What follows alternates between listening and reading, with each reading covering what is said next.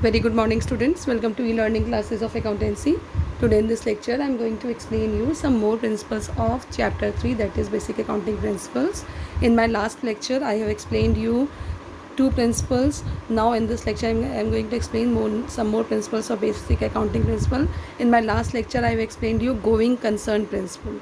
Going concern principle is business as a ongoing process. Business is never ending process. Business have an indefinite period of time. I have explained that principle in my last lecture. Now in this lecture I am going to explain you accounting period principle.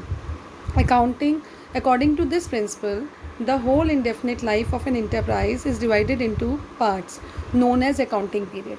Accounting period is defined as interval of time at the end of which the profit and loss account and balance sheet are prepared, so that the performance is measured at regular intervals and decisions can be taken at the appropriate time.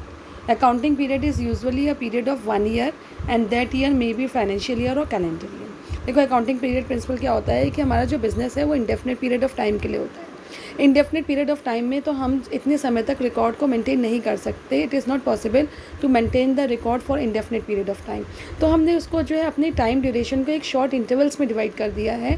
That is called accounting period. In one accounting period वो one financial year होता है जिसमें कि हम accounts को check करते हैं, record करते हैं और एंड ऑफ द ईयर में प्रॉफिट एंड लॉस को फाइंड आउट करते हैं या बैलेंस शीट में एसेट्स एंड लायबिलिटीज़ को डिस्क्लोज करते हैं. तो अकाउंटिंग पीरियड वो इंटरवल ऑफ टाइम है जिसमें आपका कंपनी का, किसी भी फर्म का, किसी भी बिजनेस का प्रॉफिट एंड लॉस अकाउंट और बैलेंस शीट प्रिपेयर्ड होती है, ताकि एक रेगुलर इंटरवल पे हम मेज़र कर सकें तो हमारे फर्म कितनी प्रॉफिटेबिलिटी पर है या हमारी फर्म को लॉस हो रहा है, फर्म की एसेट्स क्या है, फर्म की लायबिलिटीज़ क्या है.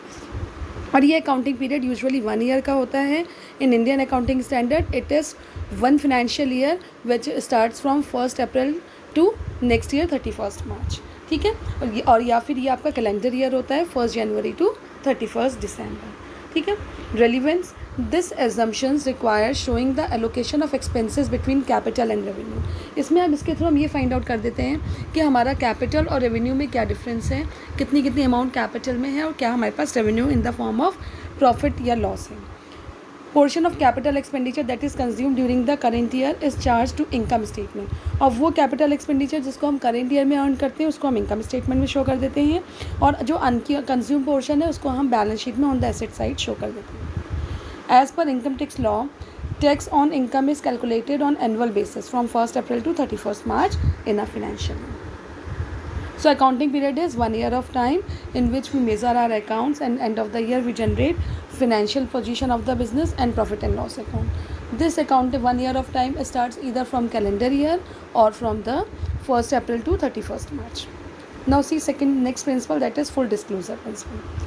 According to this principle, apart from legal requirements, all significant and material information relating to the economic affairs of the entity should be completely disclosed in its financial statement and company notes to account. देखो full disclosure statement क्या कहता है कि हमारे जब business से related जितने भी ट्रांजेक्शन हैं, जो भी इवेंट्स हैं, जो भी मेजरमेंट है, जो भी मटेरियल इन्फॉर्मेशन है, that should be clearly disclosed in the financial statement and in the notes to account. The financial statement should act as means of conveying and not concealing the information. Financial statement का मतलब क्या है कि वो convey कर रहा है information, ना कि कंसील कर रहा है. हाइड नहीं होती है इन्फॉर्मेशन, बल्कि हम उसको शो करते हैं in the books of account. ठीक है. और disclosure of information will result in better understanding and the parties may be able to take sound decisions on the basis of the information provided.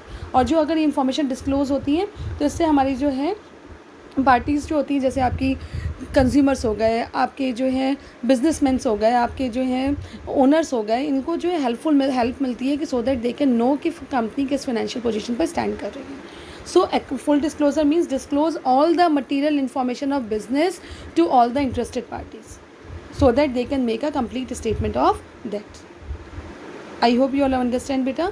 ये दो principles हैं, accounting period principle and full disclosure principle. Full disclosure principle में जैसे for example जो कुछ foot notes भी देते हैं, जो चीज़ें बैलेंस शीट में या कैपिटल अकाउंट में शो नहीं होती हैं उनको हम फुट नोट्स में दे देते हैं. जैसे कॉन्टीजेंट लाइबिलिटीज़ हो गई, change in the method of providing depreciation हो गया, मार्केट वैल्यू ऑफ इन्वेस्टमेंट हो गया, इसको हम नीचे फुल डिस्क्लोज करके इन फुट नोट्स मैंशन करते हैं ताकि हम उन चीज़ों को प्रॉपरली अकाउंट में शो कर सकें. I hope you all have understand बेटा. note down all the things in your fair copy. Thank you beta, have a nice day.